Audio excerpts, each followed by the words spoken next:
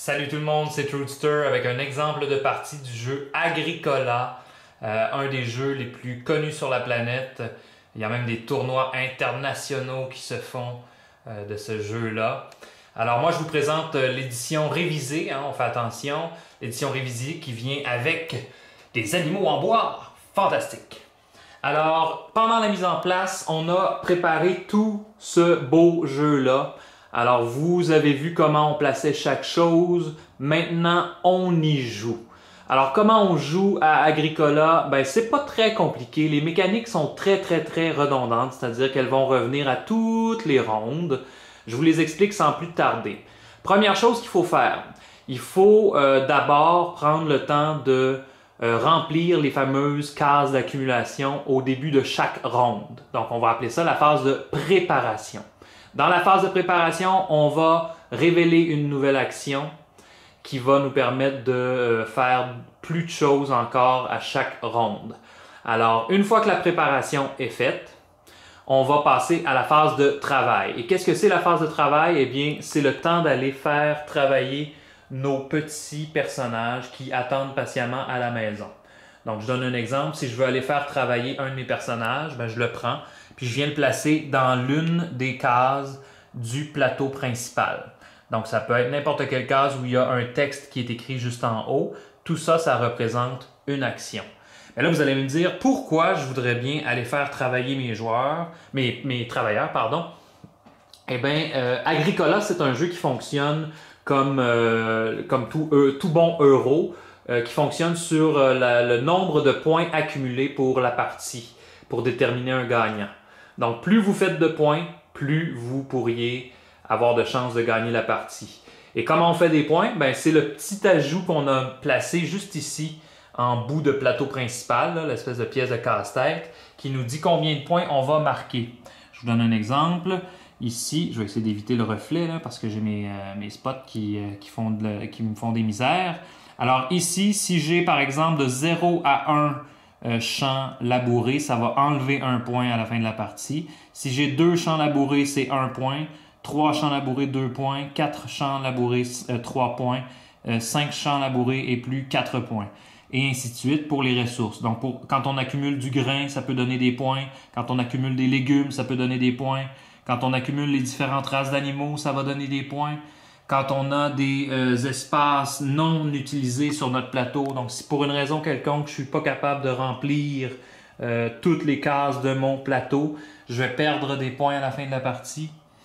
Si je suis capable de transformer mes chambres ou mes pièces dans ma maison en argile, ça va me donner 1 point par pièce en argile, 2 points par pièce si elles sont en pierre. Je vais obtenir aussi 1 point par étable qui est clôturée. Et puis finalement, je peux obtenir des points pour les fameuses cartes qu'on a dans les mains. Donc c'est ça l'essence d'Agricola, c'est que au fil des rondes qui vont avancer, il va y avoir de plus en plus d'actions disponibles.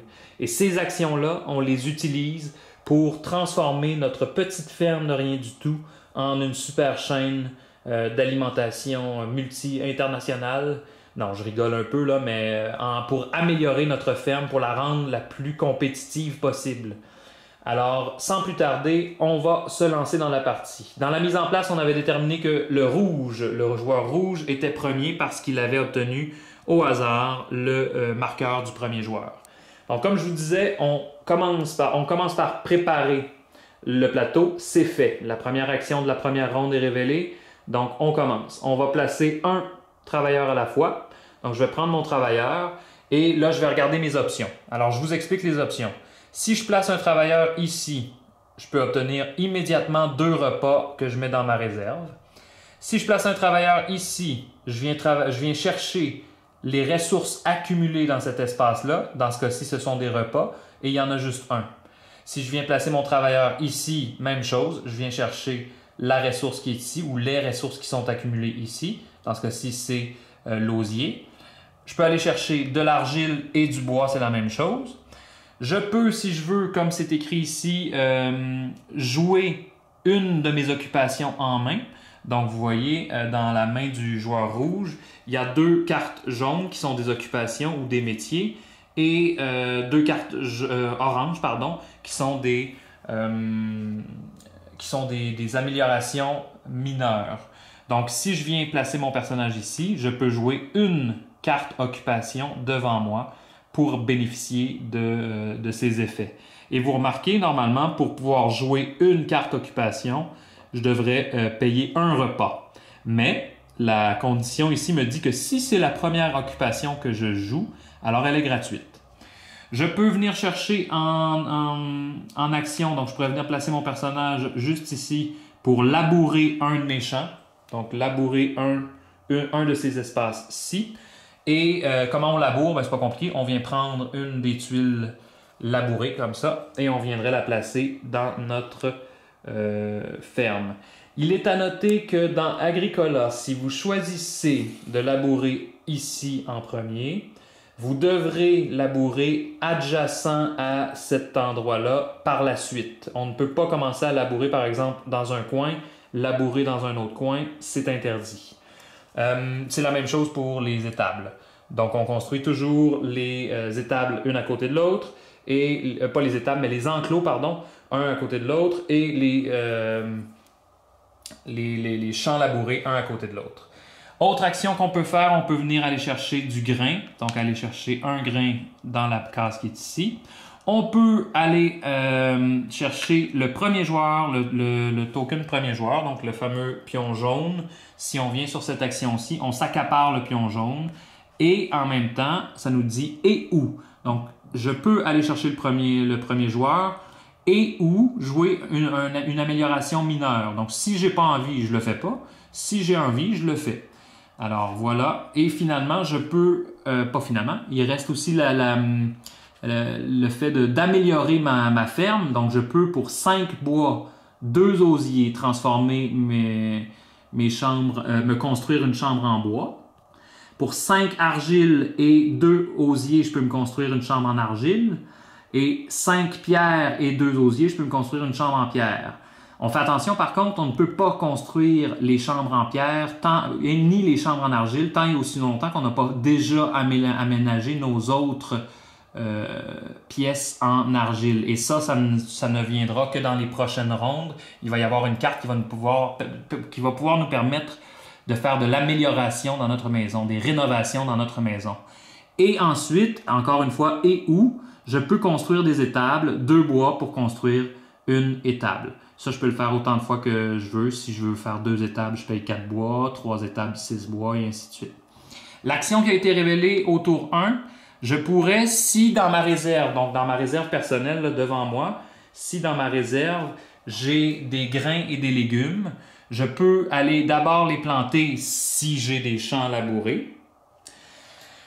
Donc, comment on plante? C'est pas très compliqué. On met un grain de notre réserve sur le champ labouré et on va ensuite aller chercher 2 grains de la réserve qu'on va mettre par-dessus notre grain planté qui va représenter dans le fond ce qu'on va pouvoir récolter à chaque moisson.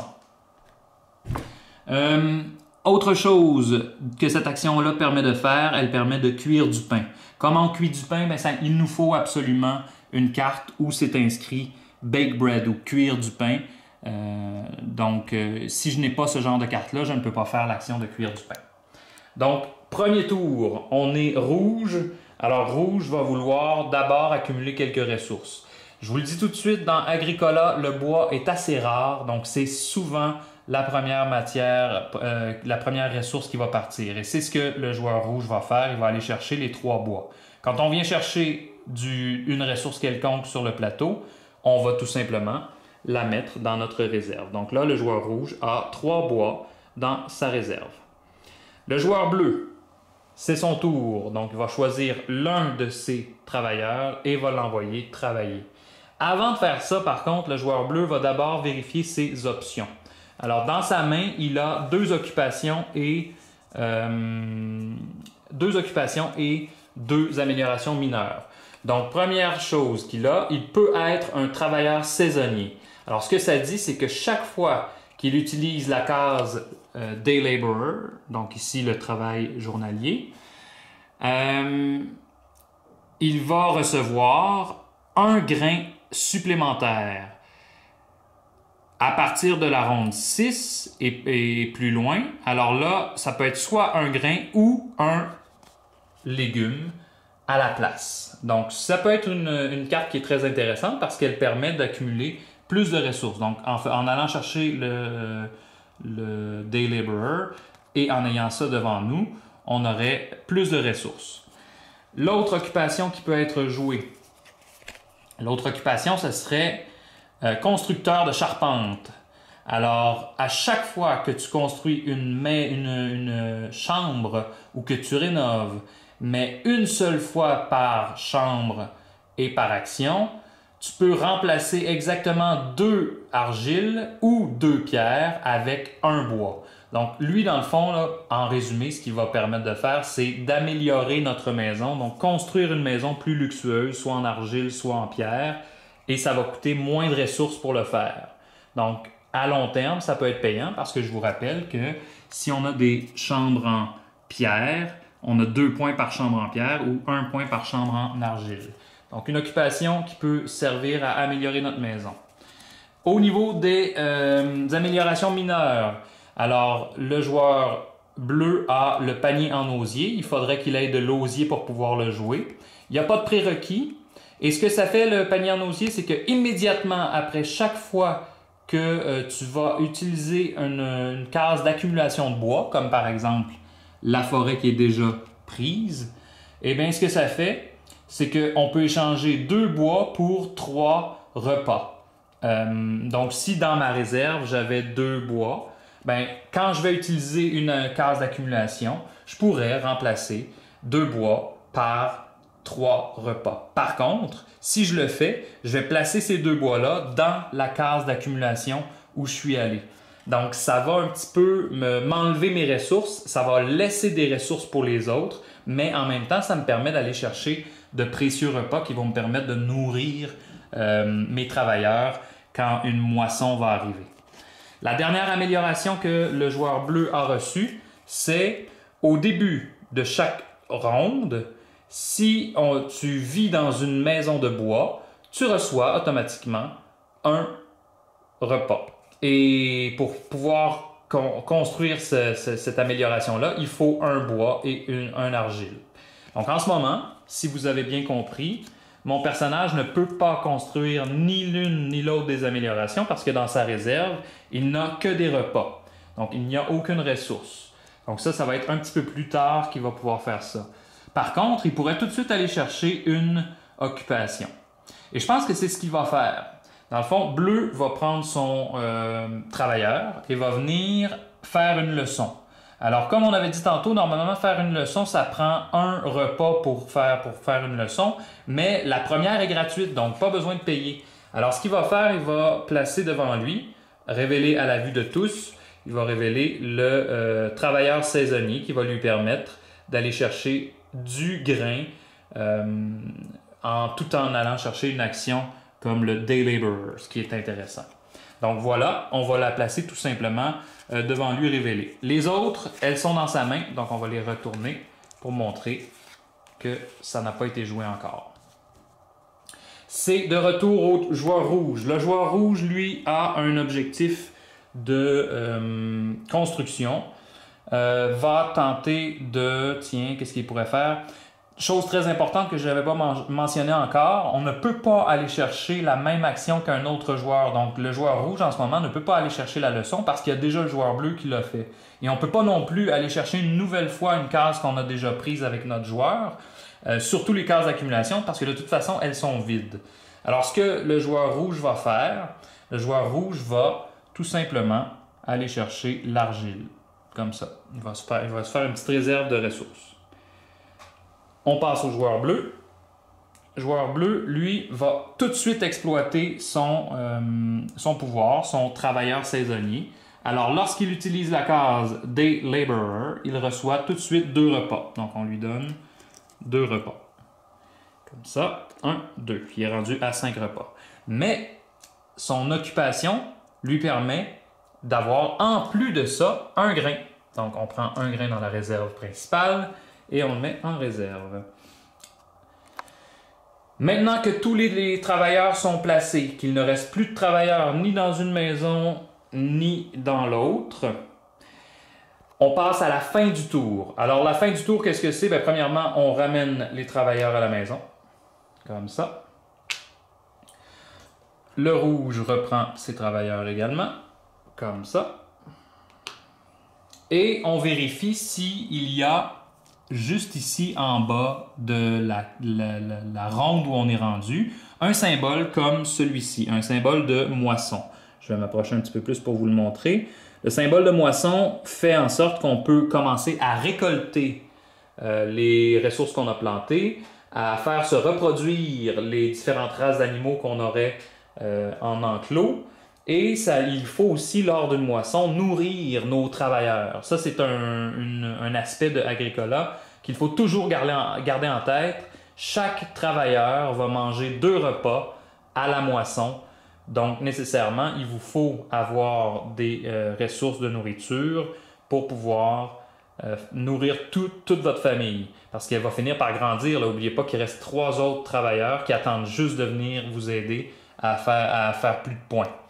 Donc voilà, la ronde est terminée. Tout ce qu'on a à faire, c'est à passer à la préparation de la ronde suivante. Donc comme je vous avais dit, préparation de la ronde suivante, on va d'abord révéler la prochaine action disponible. Donc je prends la première carte sur le dessus de la pile des actions, je la retourne et maintenant on voit qu'on peut construire des enclos.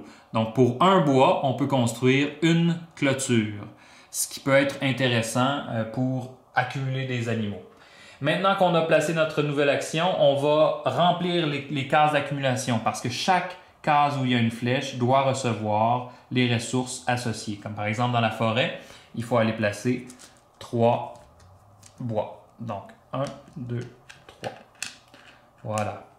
Ici, l'argile, on doit aller placer une argile de plus parce qu'on l'a réclamé tantôt. Ah, l'osier n'avait pas été réclamé, donc ça reste là. Et on va en plus en prendre une autre dans la réserve et la mettre dans cette case d'accumulation-là. Donc vous voyez que ça se peut que certaines cases deviennent de plus en plus intéressantes au fil que la partie évolue parce qu'il va y avoir de plus en plus de ressources ici. Donc venir placer un travailleur pour 2 osiers, c'est plus intéressant que de venir chercher l'osier tout de suite quand il est seul. Même chose pour la pêche. La pêche, c'est une case d'accumulation. Donc on prend un repas et on le laisse ici. Les autres cases ne sont pas des cases d'accumulation, donc on ne va pas mettre de ressources dessus pour éviter de mélanger les joueurs. Maintenant, le premier joueur, ça ne change pas tant et aussi longtemps que le jeton premier joueur est devant quelqu'un. C'est ce joueur-là qui est le premier. Et dans une partie à plus de 2 joueurs, ben, il faut tourner dans le sens des aiguilles d'une montre. Donc, le premier joueur serait toujours celui-ci. Donc, son adversaire à droite est un peu désavantagé parce qu'il est le dernier à aller se chercher des actions. Là, pour la deuxième ronde, le joueur rouge a le premier tour. On va aller vérifier quelles sont ses options parce que peut-être qu'il va vouloir se prévaloir d'une occupation ou il va peut-être vouloir construire l'une de ses améliorations. Alors, regardons ça ensemble pour voir s'il peut faire quelque chose avec ça. Alors, il peut être un constructeur de murs. À chaque fois qu'il construit au moins une pièce, donc au moins une pièce, il peut remplacer un repas.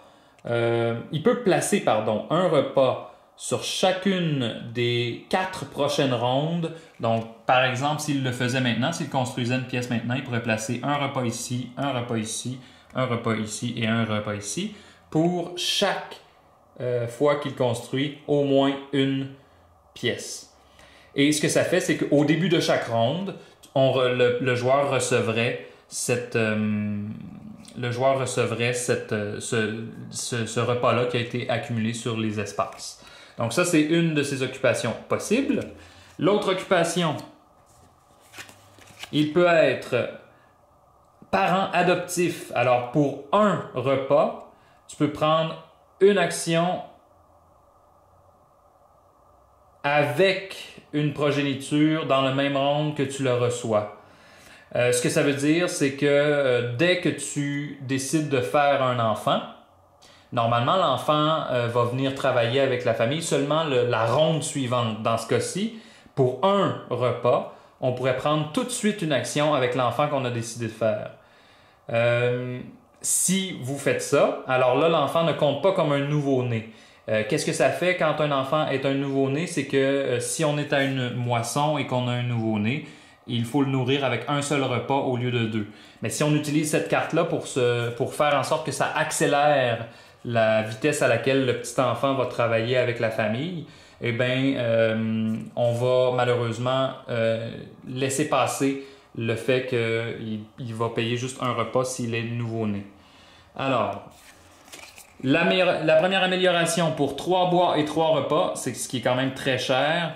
Il pourrait se construire une caravane. Et qu'est-ce que ça fait? C'est que cette carte compte comme une pièce pour une personne. Donc, je ne peux pas avoir plus de travailleurs que j'ai de pièces. En ce moment, on a 2 pièces, 2 travailleurs. On ne pourrait pas avoir un troisième travailleur à moins d'avoir une pièce supplémentaire. Et ça, c'est une pièce supplémentaire. Alors, il pourrait y avoir un travailleur qui va vivre dans la caravane. Et finalement, la cruche de lait. La cruche de lait coûte 1 argile. Et à chaque fois qu'un joueur, y compris nous-mêmes, utilise le Cattle Market. Le Cattle Market, c'est une action qui va arriver éventuellement plus tard dans la partie. Donc, chaque fois qu'il y a un joueur qui utilise cette action-là, tu reçois 3 repas et tous les autres joueurs reçoivent un seul repas. Donc, c'est une carte qui bénéficie beaucoup à son propriétaire et un peu aux autres joueurs. Donc, voilà les options. Au niveau de la construction, il n'y a pas grand-chose qui l'avantage. Donc, le joueur rouge n'a pas vraiment avantage à aller construire ni une amélioration mineure, ni une amélioration, ni se donner une occupation. Donc, on va tout simplement retourner tout ça et aller au plateau. Alors, premier joueur. Premier joueur, ce qu'il va faire, je vous l'ai dit, le bois, c'est une denrée très rare dans le jeu Agricola. Donc, il va tout de suite aller chercher du bois. Donc là, il est rendu à 6 bois, ce qui est quand même très intéressant. Ça permet beaucoup de faire plusieurs choses. Donc, par exemple, construire une chambre supplémentaire. C'est au joueur bleu. Le joueur bleu va aller... le joueur bleu va tout simplement... Qu'est-ce qu'il va faire, le joueur bleu? Là, il y a 2 repas ici. Ici, il y a 2 repas et un grain. Je pense que le joueur bleu va quand même aller chercher 2 repas et un grain. Est-ce qu'il fait ça? Non, il va décider d'aller labourer, tiens, en prévision de pouvoir planter ce qu'il a déjà en réserve. Donc, il va aller labourer. Ce qu'on va faire, on va prendre une tuile labourée et on va venir la placer sur le plateau dans un endroit. Donc, lui va labourer juste ici, à côté de sa maison. Voilà pour le bleu. Le joueur rouge va faire sa dernière action. Quelle sera sa dernière action? Il va aller chercher, tiens, l'osier. Comme ça. Le joueur bleu a une dernière action à faire, doit aller faire travailler son personnage. Alors, ce qu'il va faire, il va tout de suite se lancer dans... Non, ça ne sert pas à grand-chose. Tiens, étant donné qu'il n'a pas beaucoup de ressources, je pense que le joueur bleu va tout simplement aller chercher... Ah non, il va aller chercher les 2 repas et un grain. Donc 2 repas et un grain. Là, je vous le dis tout de suite, hein, les options, les différentes options de ce jeu-là sont immenses. Donc, nécessairement, ça se peut que depuis le début de la partie, j'ai pas fait les choix optimaux plutôt. Donc, c'est sûr que vous pourriez peut-être remarquer que j'aurais eu avantage à faire telle ou telle autre action. Mais comme je vous dis, le but, c'est de vous montrer les mécaniques. Donc après ça, si vous achetez le jeu, vous pourrez vous-même essayer de faire le plus gros pointage possible. Donc on poursuit. Ce qu'on va faire, je vais me rendre jusqu'à la première moisson pour vous montrer comment ça fonctionne. Et quand la première moisson sera arrivée, alors là, je vais arrêter. Je vais vous expliquer comment on compte le pointage. Puis, je vais m'arrêter là pour vous laisser découvrir un peu le reste par vous-même. Alors, on a fini la deuxième ronde. Les travailleurs reviennent à la maison. Comme ça. Voilà. Maintenant, le retour des travailleurs est fait. On prépare la prochaine ronde. On va aller chercher la prochaine action disponible. La prochaine action disponible, qu'est-ce qu'elle sera? Elle sera soit de faire une amélioration majeure ou mineure. Donc, on peut choisir de faire l'un ou l'autre. Soit une amélioration majeure en rouge ou faire une amélioration mineure qui est dans notre main. On remplit le plateau dans la phase de préparation, donc 3 bois dans la forêt. 1, 2 et 3. Ensuite, on ajoute un argile dans le tas et un osier. Voilà. Ici, à la pêche, il y a un repas de plus. Et on a déjà tout rempli pour la prochaine ronde. Le joueur rouge est encore le premier joueur, donc c'est à lui de commencer. Là, le joueur rouge doit prévoir son coup parce qu'à la fin de cette ronde-ci, il n'y a pas de moisson, mais à la fin de la prochaine ronde, il y a une moisson. Et dans sa réserve, le joueur rouge n'a que 2 repas. Alors là, le joueur rouge commence à se demander comment il va faire pour arriver à nourrir tout le monde. Il pourrait aller chercher 3 repas ici, ou 2. Naturellement, c'est plus avantageux d'aller chercher 2 repas. Le joueur rouge va essayer de compter sur le fait que son adversaire n'ira pas chercher les poissons en premier. Il va encore une fois aller chercher le bois. Il va insister sur le bois. Et va ramener les précieuses bûches à la maison. Donc là, il a 9 bois en réserve, ce qui est très bien pour construire à long terme. Le joueur bleu, lui, reste imperturbable, ne va pas céder à la pression du monopole du bois et va tout simplement aller, lui aussi, préparer la nourriture. Donc, il va aller labourer un autre champ. Donc, il laboure son champ, comme ça. Je vous rappelle que quand on laboure un champ, le prochain champ labouré doit être adjacent. On ne peut pas sauter l'espace, donc il faut absolument que nos champs soient adjacents les uns les autres. Donc en ce moment, c'est ce que j'ai fait. J'ai mis mon champ à côté de l'ancien champ labouré. Donc voilà. Or, on continue avec le rouge. Le rouge, lui, va décider de jouer le tout pour le tout, va aller chercher, pas le tout pour le tout, mais va préparer la venue d'un nouveau bébé. Donc va aller se construire une chambre. Alors, comment va-t-il faire ça? On a dit que c'était 5 bois par chambre. Donc, 1, 2, 3, 4, 5. En plus de ça, il faut payer 2 ressources d'osier. Comme ça. Et il va tout simplement dépenser tout ça. Donc, je ramasse avec ma main gauche qui n'est pas très habile. Et j'apporte tout ça dans la réserve. Donc, je paye un osier. 3, 4, 5 bois et le dernier osier pour construire une chambre en bois. Donc, la chambre en bois est construite. Elle aussi, c'est obligatoire. Il faut la faire adjacente à notre maison. Donc, je peux la placer ici. On ne peut pas la placer ici. On pourrait la placer ici ou ici. On va y aller pour le bout, tiens. Donc maintenant, il y a de l'espace pour un futur bébé. Mais c'est pas tout, hein? C'est pas tout. Alors, on va regarder ici. Il n'y a pas suffisamment de bois pour construire une autre chambre, mais on peut aller construire une étable. Et c'est ce que le joueur rouge va faire avec 2 de ces morceaux de bois. Il va dépenser 2 bois pour construire une étable. L'étable va être construite n'importe où sur le plateau.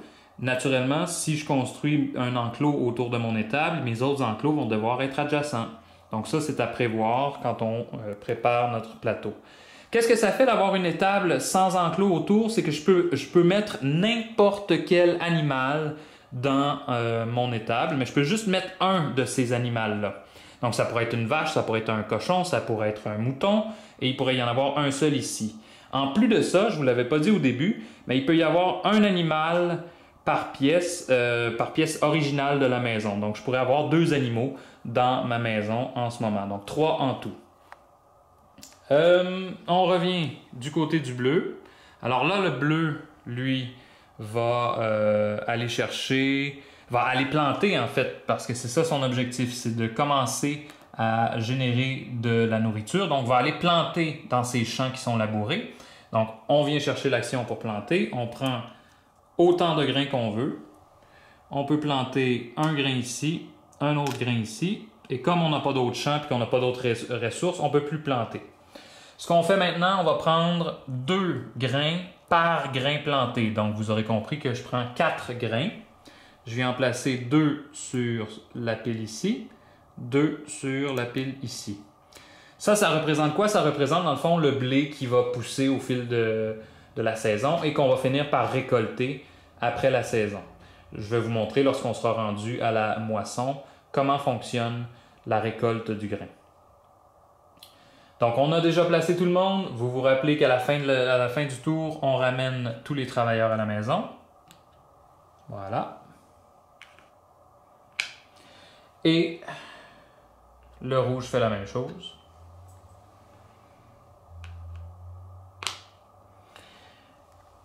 On a rapporté tout le monde. Il faut placer dans la préparation la dernière action de la première étape.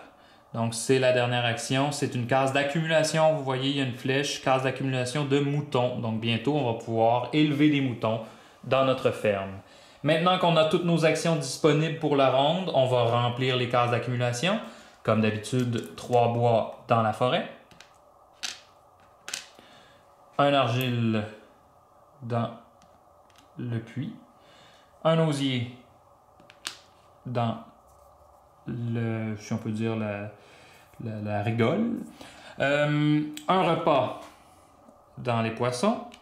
Et finalement, une nouvelle ressource qui vient de faire son apparition, le petit mouton qui vient ici patienter qu'on l'amène dans notre maison. Donc, on passe à la 4e ronde. La 4e ronde commence toujours par le joueur rouge parce qu'il n'a pas perdu son statut de premier joueur. Donc, le joueur rouge va se déplacer. On va aller se placer plutôt. Et comme il voit que son adversaire a de la nourriture en masse pour se nourrir, il pourrait prendre le risque de ne pas aller ici. Sauf que ça serait vraiment un coup de cochon qu'on pourrait faire en tant que bleu pour venir voler toute la nourriture immédiatement. Bon, est-ce que c'est si mauvais que ça? Non, parce que le joueur rouge peut ensuite aller chercher le plus 2 repas qu'il y a ici et avoir ces 4 repas pour la ronde pour la moisson, mais c'est un peu, je pense que le bleu ne fera pas ça. Donc, ce que rouge va faire, le rouge voit qu'il y a une belle opportunité d'avoir beaucoup de ressources en argile, alors il va aller chercher tout l'argile pour le mettre en réserve. Là, en ce moment, notre joueur rouge a 1, 2, 3, 4 argiles. Le joueur bleu sait qu'il a suffisamment de nourriture, donc ne va pas aller chercher de nourriture. Le joueur bleu voit le bois qui est disponible, donc va nécessairement aller chercher le bois. C'est trop important dans ce jeu-là pour le laisser passer. Donc, prends le bois. Voilà. Le joueur rouge revient à la charge, va tenter de nourrir tout son monde, prendre la nourriture qu'il y a chez les poissons. Pourquoi il ne prend pas l'autre? Ben, c'est parce que ça va lui donner une réserve de 2 nourritures pour la prochaine moisson. Tandis que d'aller chercher juste 2 nourritures exactement, il n'aurait plus de réserve. Donc voilà pourquoi il va aller chercher ça ici. Maintenant, le joueur bleu va aller placer son dernier travailleur. Tiens, le joueur bleu va encore une fois labourer. Qu'est-ce qu'il pourrait bien faire? Tiens, le joueur bleu est tanné d'avoir tout le temps le rôle du 2e joueur. Donc, ce qu'il va faire, il va aller saisir le premier joueur. Alors, on passe le jeton de côté.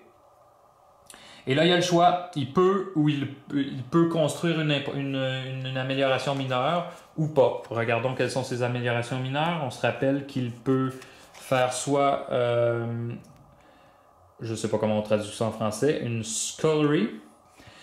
Et qu'est-ce que ça fait? C'est qu'au début de chaque ronde, si tu vis dans une maison en bois, tu reçois un repas. Mais ça prend un argile et un bois, et il n'a que du bois, pas d'argile. Donc il ne peut pas construire ça, on l'oublie tout de suite. Est-ce qu'il peut construire son panier? Il ne peut pas construire non plus son panier, donc c'est pas très avantageux d'aller construire des choses. Peut-être qu'il aurait intérêt à aller se prévaloir de sa deuxième occupation. À chaque fois qu'il construit une maison ou qu'il rénove, mais une fois par chambre ou par action, tu peux remplacer exactement 2 argiles et 2 pierres par un bois. Donc c'est pas très avantageux non plus, hein. Finalement, d'aller chercher le premier joueur, c'est peut-être pas la meilleure action. On va revenir sur nos pas et faire une autre action. Je pense que le bleu va tenter de se spécialiser dans la construction. Non, tiens, il va aller chercher ça ici, éventuellement pour agrandir sa maison. Donc, il va aller chercher 2 osiers. Donc voilà, on a fini le tour. On va rapatrier tout le monde à la maison. Mais cette fois-ci, comme c'est une ronde à laquelle est associée une moisson, je vais vous remontrer le symbole. Donc, comme il y a une moisson à la fin de cette ronde-ci, alors il faut faire une étape de plus. Qu'est-ce que c'est une moisson? C'est 3 choses. Premièrement, on récolte ce qui est planté dans les champs. Donc, le joueur bleu, lui, a des choses qui sont plantées. Il va récolter le dessus de chacune des piles où il a planté quelque chose et mettre ça dans sa réserve. Qu'est-ce que ça fait, dans le fond? C'est qu'il a maintenant de nouvelles ressources pour pouvoir planter à nouveau. Et à la prochaine moisson, il va encore récolter le dessus de chaque pile. Donc, il va générer davantage de ressources plus la partie va avancer. Le joueur rouge n'avait rien de planté, donc on oublie ça. Deuxième étape de la moisson, c'est nourrir chaque travailleur. Donc, chaque travailleur a besoin de 2 repas pour être nourri. Donc, on va prendre 2 repas de notre réserve. 1, 2, 3, 4. On va les payer à la banque. Même chose ici, 4 repas, 1, 2, 3, 4, qu'on paye à la banque. Et la troisième et dernière étape, c'est la reproduction des animaux. S'il y avait eu des animaux en enclos, s'il y a une paire d'animaux au moins, alors cette paire d'animaux-là génère un nouveau petit bambin. Je vous donne un exemple. Là. Admettons que le joueur bleu avait un enclos comme ceci. Un enclos à 4 clôtures. Donc, ceci est un enclos. Dans un enclos, on peut tenir 2 animaux. Donc, par exemple, s'il avait eu 2 moutons, 1, 2, ben, les 2 moutons peuvent se reproduire. Alors, comme ils peuvent se reproduire, on prend un nouveau mouton de la réserve et on le met dans un endroit disponible. C'est très important dans Agricola d'avoir la place pour accueillir le nouveau-né, le nouveau bébé animal, parce que s'il n'y a pas de place pour accueillir le nouvel animal, les animaux ne se reproduisent pas. On ne peut pas immédiatement les transformer non plus en nourriture, parce qu'il y a certaines cartes qui permettent de justement transformer des moutons en repas, des vaches en repas et des choses comme ça. On ne peut pas transformer un nouveau-né en nourriture instantanément si on n'a pas la place pour l'accueillir d'abord. Donc, c'est très important. Donc, voici comment on fait pour reproduire les animaux. Et c'est important de savoir que peu importe la quantité de moutons qu'on a, dès qu'on a 2 moutons et plus, il y a juste un seul mouton qui nous est donné. Ce n'est pas un mouton par paire qui va être donné, sinon on perdrait le contrôle complètement, ça deviendrait exponentiel. Donc, c'est vraiment un seul mouton dès qu'on a 2 moutons et plus. Même chose pour les cochons, même chose pour les vaches. Dès qu'on a 2 vaches ou 2 cochons, on reçoit un nouveau cochon à chaque moisson.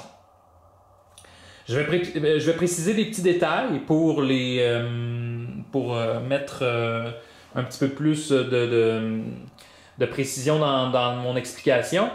Les enclos que vous construisez, vous pouvez les construire sur plus d'un espace. Donc, si par exemple, je choisis de faire l'action de construction d'une clôture. Je peux payer un bois par clôture que je veux construire, mais j'aurais le droit de construire un enclos qui contient 2 cases comme ceci. Et à ce moment-là, ce que ça fait, c'est que mon enclos va tout simplement me coûter 1, 2, 3, 4, 5, 6 bois. Et il va pouvoir accueillir 4 moutons. Donc 1, 2 pour cette case-ci, 3, 4 pour cette case-ci. Si dans mon enclos, j'ajoute une étable, comme ça, dès qu'il y a une étable dans un enclos, il double la capacité de l'enclos. Donc ça ici, c'est un enclos qui peut accueillir 4 moutons normalement ou 4 animaux normalement. Ben maintenant, il pourrait en accueillir 8. C'est vraiment doubler le nombre de cases. Donc, si par exemple, mon enclos faisait 1, 2, 3, 4, ben, ça ferait normalement 8 animaux que je peux contenir, fois 2, on serait à 16. Donc, c'est très puissant de mettre une étable qui est clôturée. Et en plus, les étables clôturées, je vous rappelle qu'elles valent des points à la fin de la partie. Chaque étape clôturée vaut des points. Donc, voilà pour ça. Maintenant, autre précision. Si j'ai déjà un enclos de construit comme ça, je ne peux plus déplacer mes clôtures. Par contre, je peux segmenter mes enclos. Je pourrais aller, par exemple, segmenter mes 2 enclos comme ça. Mon enclos plutôt en 2 enclos. Pourquoi je voudrais faire ça? Bien, c'est malheureux, mais dans Agricola, les animaux sont un peu racistes, si on peut dire, parce que les moutons ne peuvent pas être avec les cochons ni avec les vaches, et c'est la même chose pour les autres espèces. Donc, si j'ai 2 enclos comme ça qui sont fermés par une clôture entre les deux, je peux mettre par exemple des moutons ici, des cochons ici. Mais lorsque j'ai un enclos qui n'est pas fermé, comme ça ici, alors je ne dois mettre que des moutons à l'intérieur. Chose intéressante aussi à remarquer, les espaces d'accumulation d'animaux, comme les espaces pour les moutons, éventuellement les espaces pour les cochons et les vaches. Alors ces espaces d'accumulation-là peuvent se ramasser avec beaucoup de moutons. Si jamais, pour une raison quelconque, vous ramassez un espace où il s'est accumulé plus d'animaux que vous en avez la capacité, alors l'excédent, vous le perdez instantanément. D'accord? Donc si par exemple il y avait, je ne sais pas moi, 8 moutons ici, et que vous ne pouvez pas en accueillir 8, là, admettons que vous n'avez pas ça ici, donc vous pourriez en accueillir 4 ici, plus 2 dans votre maison, et qu'il y en a 8 ici, bien, vous en perdriez 2. À l'exception de si vous avez d'abord une des améliorations majeures, parce que si vous avez par exemple un feu ou une petite cuisine, vous pouvez tout de suite transformer les moutons que vous venez chercher en repas. Donc ça, c'est une possibilité. Là, je me rends bien compte que de travailler comme ça, de vous expliquer tout une après l'autre, ça devient un petit peu laborieux. Donc, ce que je vais faire, je vais vous donner le loisir de découvrir les autres petites alternatives. Vous avez vu les principales mécaniques du jeu Agricola. La seule chose sur laquelle je vais terminer, ce sera le pointage. À la fin de la partie, quand on est rendu ici à la ronde 14, soit à la 6e étape, vous faites la dernière moisson et quand la dernière moisson est terminée, là, on compte les points. Dans la boîte, il y a un petit carnet pour compter les points. Sinon, vous pouvez trouver sur Internet des applications qui vous permettent de calculer les points d'Agricola assez facilement. Vous pouvez l'utiliser sur votre téléphone. Et le petit calepin, tiens, je vais mettre ça ici. Le petit calepin vous dit exactement comment on calcule. Donc, vous regardez pour ce qui est toutes les tuiles où vous avez vous avez labouré. Et là, je vous rappelle que pour les champs labourés, 0,1 champ labouré, ça fait 1 point de moins. Donc, vous auriez compris que le bleu, lui, il y aurait en ce moment 1 point parce qu'il a 2 champs labourés. Donc, on inscrit le pointage. Oups, là, pardon, j'ai accroché la caméra avec mon doigt. On inscrit le pointage ici. Donc, des champs labourés. Ensuite, on vérifie pour les enclos. Donc, combien d'enclos on a? C'est la même chose. On se réfère ici. 0 enclos, moins 1 point. 1 enclos, 1 point. 2 enclos, 2 points. 3 enclos, 3 points. 4 enclos et plus, 4 points. Vous remarquez que ça dit 4 enclos et plus. Donc, si vous êtes à 5 enclos différents, vous n'avez pas un 5e point. On compte les points pour tous les légumes qu'on a en réserve. Les légumes qu'on a en réserve, ça peut être autant les légumes qui sont dans nos champs que dans notre réserve personnelle. Et ça vaut 1 point par légume. Ensuite, le grain que j'ai sauté. Le grain, par contre, c'est pas tout à fait la même chose. Le grain vaut un petit peu moins. Si ma mémoire est bonne, c'est un demi-point par grain qu'on a soit planté, soit dans notre réserve. Si vous avez des moutons, c'est 1 point par mouton que vous avez en enclos. Si vous avez des cochons, 1 point par cochon. Les vaches, 1 point par vache. Ensuite, si vous avez des espaces que vous n'avez pas réussi à utiliser durant la partie, vous perdez 1 point pour chaque espace. Vous pouvez faire 1 point par étable qui est clôturée. Donc, je vous rappelle que si vous mettez une étable dans un enclos comme ça ici, ça vaut 1 point. Vous pouvez remporter 1 point par chambre en argile. Donc, pour chaque chambre en argile que vous avez dans votre maison, ça peut vous faire 1 point. Donc, supposons que celui-ci, au lieu d'avoir fait une maison en bois, avait réussi à augmenter une maison en argile, c'est-à-dire 3 pièces en argile. Ça lui aurait fait 3 points à la fin de la partie. Les chambres en pierre mais donnent 2 points chacune. Pour chaque travailleur que j'ai dans ma maison, j'ai 1 point. Donc, si j'ai 2 travailleurs, j'ai 2 points, et ainsi de suite. Et ensuite, tous les points bonus. Les points bonus, qu'est-ce qu'ils sont? C'est les points qui sont donnés par les cartes d'amélioration mineure, par les cartes d'occupation s'il y en a, et aussi par les cartes d'amélioration majeure. Vous voyez ici, là, par exemple, si j'avais un puits, ben, ça serait 4 points de victoire à la fin de la partie. Si on avait, par exemple, le fabricant de paniers, alors ça serait 2 points à la fin de la partie, et ainsi de suite. Vous faites le cumul de tous vos points et naturellement, le joueur qui a ramassé le plus de points va se mériter la victoire. Ce qui est très bien dans les règles, c'est qu'on vous explique que si vous faites une partie de 30 points, c'est à peu près la moyenne pour les nouveaux joueurs. Par contre, si vous faites une partie de plus de 40 points, alors là, vous avez fait une très bonne partie. Et je vous dirais que les professionnels, eux, vont chercher des pointages astronomiques. Je vous donne un petit exemple. J'ai eu une très bonne partie lors de ma dernière partie. J'ai marqué 51 points, comme en témoigne juste ici le pointage. Alors ça avait été une de mes très bonnes parties. Mais je vous assure que chaque partie est très différente. Donc nécessairement, votre pointage va varier selon avec qui vous jouez et le hasard aussi, parce que veut pas, les actions sortent par hasard dans une séquence qui est déterminée au hasard. Donc, je m'arrête ici. C'était une vidéo d'exemple de partie du jeu Agricola. Dans quelques instants, vous allez avoir mes impressions sur ce fabuleux jeu. Alors, on se voit tantôt. Bye bye.